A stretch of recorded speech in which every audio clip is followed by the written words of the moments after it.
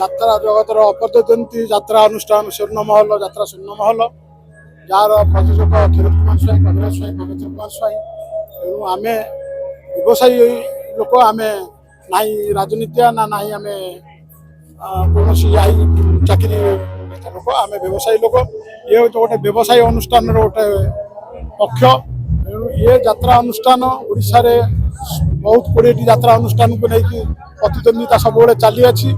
ତେଣୁ ଆମେ ସବୁବେଳେ ଚେଷ୍ଟା କରୁ ଲୋକଙ୍କ ପାଖରେ ଭଲ ଅନୁଷ୍ଠାନ ଭଳିଆ ଯାତ୍ରା, ଯେଉଁଟାକି ଯାତ୍ରା ଦେଖିବେ ଲୋକ ଯାହାକୁ କହନ୍ତି ବା ଯାତ୍ରା କରନ୍ତି ଯାତ୍ରାବାଲା, ଏହିସବୁ ଅନୁଷ୍ଠାନକୁ ବହିକି ନେଇ ଆମେ ଯାତ୍ରା ଅନୁଷ୍ଠାନ ତିଆରି କରିଛୁ।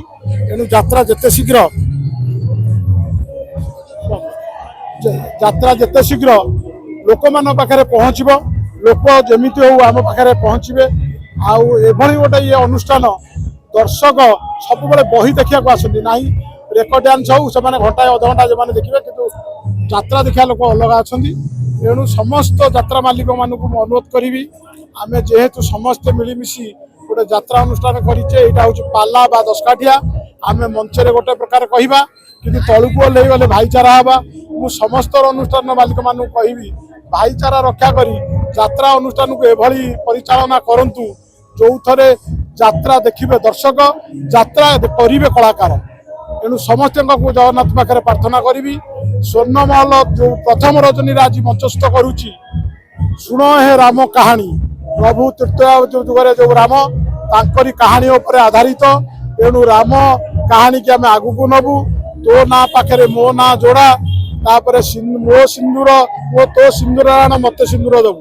ଏ ଯେଉଁ 3ଟି ବହି ଆମେ ନେଇକି ଯାଉଛୁ, ନିଶ୍ଚିନ୍ତ ସଫଳତା ପାହାଚରେ ପହଞ୍ଚିବ। 3ଟି ଯାକ ବହି ଭଲରେ ଆଗକୁ ବଢ଼ିବା ପାଇଁ ଜଗନ୍ନାଥ ପାଖରେ ପ୍ରାର୍ଥନା କରିଛୁ। ତେଣୁ ଜଗନ୍ନାଥ ନିଶ୍ଚୟ ଆମ ଉପରେ ଭରସା ଆଶୀର୍ବାଦ ରଖିବେ। ତେଣୁ ଆମେ ନିଜେ ଆଗକୁ 100% ନବକଳେବର କରିଛୁ। ଗେଟ୍, ଲାଇଟ୍, ସାଉଣ୍ଡ, ଷ୍ଟେଜ, ଏଭଳିକି ପାଲ, ଟେଣ୍ଟ ପର୍ଯ୍ୟନ୍ତ ସବୁତକ କରିବା ସହ କଳାକାର ବି ନବକଳେବର କରିଛୁ। ତେଣୁ ଯାତ୍ରା ଅନୁଷ୍ଠାନ ନବକଳେବର ହେଇଛି, ନିଶ୍ଚିନ୍ତ ଆମେ ଲୋକମାନଙ୍କ ପାଖରେ ପହଞ୍ଚିବୁ, ଦର୍ଶକମାନଙ୍କ ପାଖରେ ପହଞ୍ଚିବୁ। ଜଗନ୍ନାଥଙ୍କର ଯଦି ଆଶୀର୍ବାଦ ଥିବ, ନିଶ୍ଚିନ୍ତ ତାଙ୍କ ଉପରେ ହେଇଥିବା ବହି ନିଶ୍ଚୟ ଆଗକୁ ନିଶ୍ଚିନ୍ତ ନାଁ କରିବା ସହ ଆଗରେ ପହଞ୍ଚିବ। ସୁନ୍ଦର ପ୍ରୟାସ ଦେଖିଲୁ ଯେ ରାମ ମନ୍ଦିର ଆଜି ପ୍ରସେସନ କରିକି ଆସିଲେ ସବୁ ଷ୍ଟାଫ ମାନେ, ଯେହେତୁ ରାମଙ୍କର ଏ ବହିଟି ରାମଙ୍କ ନାଁରେ ଅନୁଷ୍ଠିତ ହେଇଛି। ଏଠୁ 2 କିଲୋମିଟର ମାତ୍ର ରାମ ମନ୍ଦିର। ତେଣୁ ରାମ ମନ୍ଦିରରୁ ଆମର କଳାକାରମାନେ ମୁଣ୍ଡିଆ ମାରି ଗୋଟେ ପୂଜା କରି ସେମାନେ ତାଙ୍କର ବର୍ଷକର ଆଗକୁ ବଢ଼ିବା ପାଇଁ ସେ ନିଜେ ସଂକଳ୍ପ କରି ଆଗକୁ ଆସିଛନ୍ତି। ଯେମିତି ମାଲିକ ପାଖରୁ ଶୃଙ୍ଖଳି ସହ ପାର୍ଟି ନେଇକି ଯାଉଛନ୍ତି ବାହାରକୁ, ମ୍ୟାନେଜର ହୁଅନ୍ତୁ, ଷ୍ଟାଫ ହୁଅନ୍ତୁ, କଳାକାର ହୁଅନ୍ତୁ, ମ୍ୟୁଜିସିଆନ ମାନେ ହୁଅନ୍ତୁ, ଲାଇଟ୍ ବାଲା ହଉ, ଟେଣ୍ଟ ବାଲା, ସମସ୍ତେ ଶୃଙ୍ଖଳିତ ଫେରିବା ପାଇଁକି ସେମାନେ ପ୍ରଭୁଙ୍କ ପାଖରେ ଆଶୀର୍ବାଦ ପ୍ରାର୍ଥନା କରିଛନ୍ତି। ପ୍ରଭୁଙ୍କ ଆଶୀର୍ବାଦ ରହିଲେ ସେମାନେ ନିଶ୍ଚିନ୍ତ ଶୃଙ୍ଖଳରେ ଯାଇଛନ୍ତି, ଶୃଙ୍ଖଳରେ ଫେରିବେ।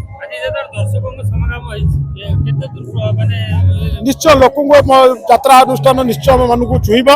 ରାମଙ୍କ ଉପରେ ଆଧାରିତ ହେଇଛି। ପ୍ରଭୁ ତୃତୀୟ ପୁରୁଷରେ ରାମ ସତ୍ୟରଥକାରେ ଯେଉଁ ରଘୁନାଥଙ୍କ ପାଖରେ ବଂଶଧର, ଆଉ ସେମାନେ ନିଶ୍ଚିନ୍ତ ସତ୍ୟର ରକ୍ଷା କରି ଯାହା ଆଗକୁ ଯାଆନ୍ତି, ସେମିତି ସ୍ୱର୍ଣ୍ଣମହଲ ସତ୍ୟ ରକ୍ଷା କରି ନିଶ୍ଚିନ୍ତ ଆଗକୁ ବଢ଼ିବା ପାଇଁ ଚେଷ୍ଟା କରିବେ।